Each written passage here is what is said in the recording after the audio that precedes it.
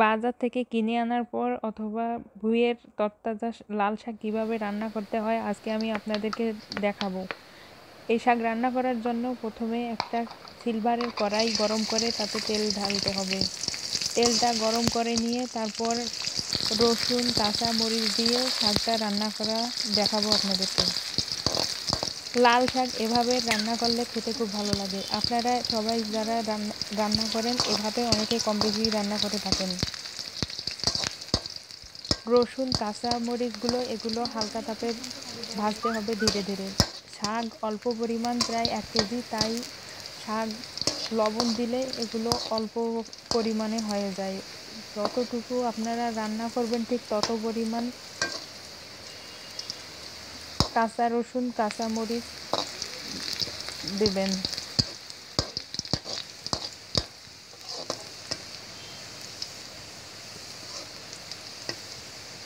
এগুলো হালকা বাদামি কালার করে নেবেন আপনারা।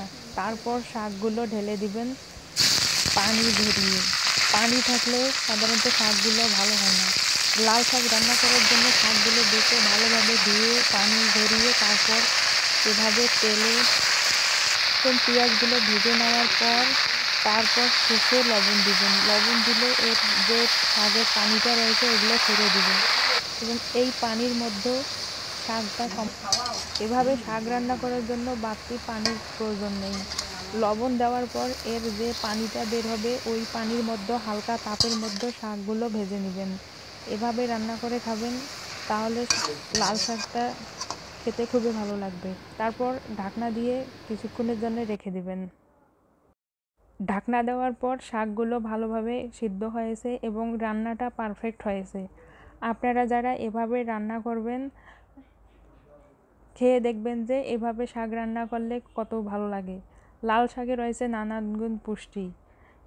এই শাক শরীরের রক্ত বৃদ্ধির জন্য অনেকে খেয়ে থাকেন। শাকটা রান্না করার পর আমি এগুলো একটি খোঁড়ার মধ্যে তুলে নিচ্ছি। এভাবে আপনারা পানি না রেখে ঝরঝরে শাক রান্না করবেন।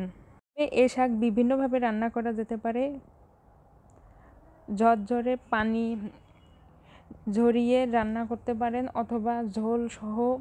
অনেকের লাল শাকের ঝোল পছন্দ করে, অনেকে লাল শাকের ঝোল পছন্দ করেন না। আমি ঝোল ছাড়াই কিভাবে ভাজা ভাজা করে রান্না করতে হয় আপনাদেরকে সেটা দেখালাম। যদি ভিডিওটা ভালো লাগে তাহলে চ্যানেলটি লাইক, সাবস্ক্রাইব এবং বেল বাটন প্রেস করে নিত্য নতুন ভিডিওর জন্য অপেক্ষা করবেন। ধন্যবাদ সবাইকে।